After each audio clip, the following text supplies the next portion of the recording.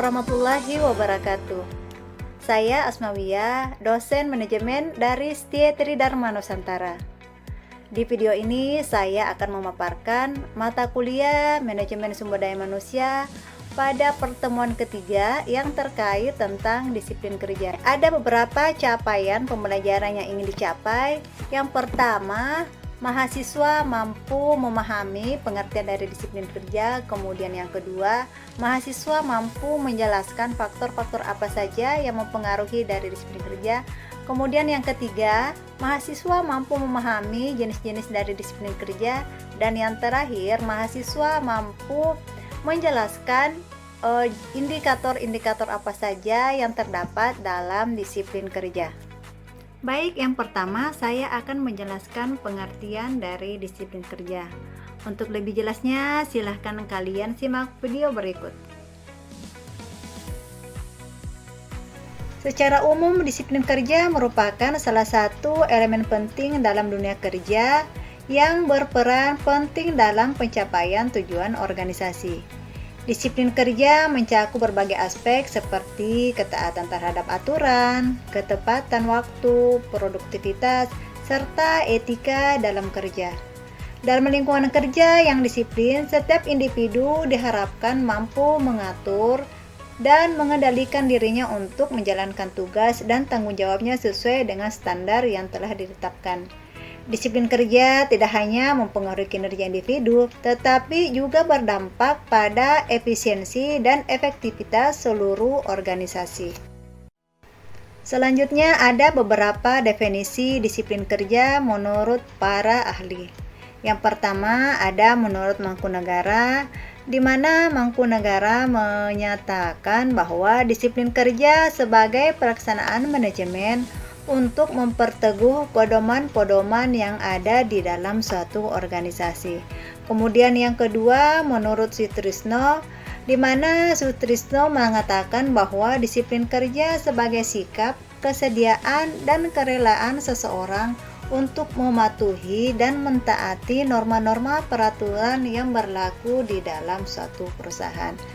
Oke, selanjutnya ada beberapa faktor yang mempengaruhi disiplin kerja. Yang pertama, besar kecilnya dalam pemberian kompensasi. Kemudian yang kedua, ada tidaknya keteladanan pimpinan. Yang ketiga, ada tidaknya aturan yang dijadikan sebagai pegangan dalam aturan yang ada dalam suatu organisasi. Yang keempat, keberanian pimpinan dalam mengambil keputusan. Ketika ada karyawan yang melakukan pelanggaran, maka pimpinan berhak melakukan sanksi atau hukuman. Yang kelima, adanya pengawasan yang dilakukan oleh pimpinan.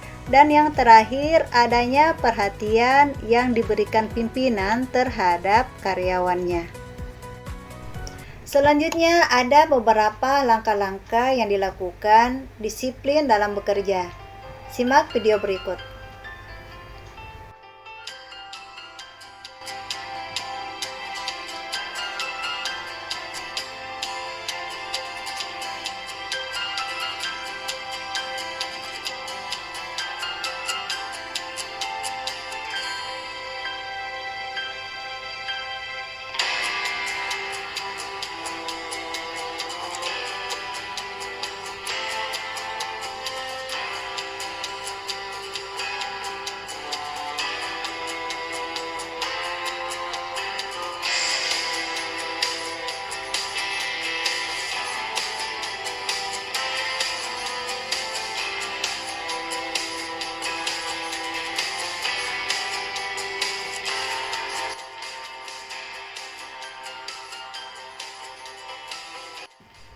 Selanjutnya ada dua jenis disiplin kerja. Yang pertama, disiplin preventif, di mana disiplin preventif ini adalah suatu upaya yang dilakukan oleh perusahaan atau manajemen untuk menggerakkan para karyawan dalam mengikuti dan mematuhi pedoman kerja atau aturan-aturan yang telah digariskan atau ditetapkan oleh perusahaan. Kemudian yang kedua adalah disiplin korektif.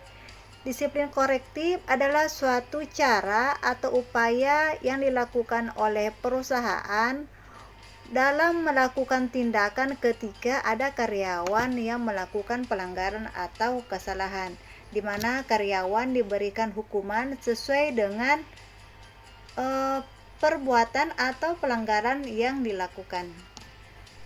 Next, indikator dalam disiplin kerja. Di sini ada dua indikator yang digunakan dalam disiplin kerja. Yang pertama, indikator ketaatan waktu, dan yang kedua, indikator tanggung jawab kerja. Indikator ketaatan waktu itu seperti masuk kerja tepat waktu, penggunaan waktu secara efektif, dan tidak pernah mangkir dalam bekerja.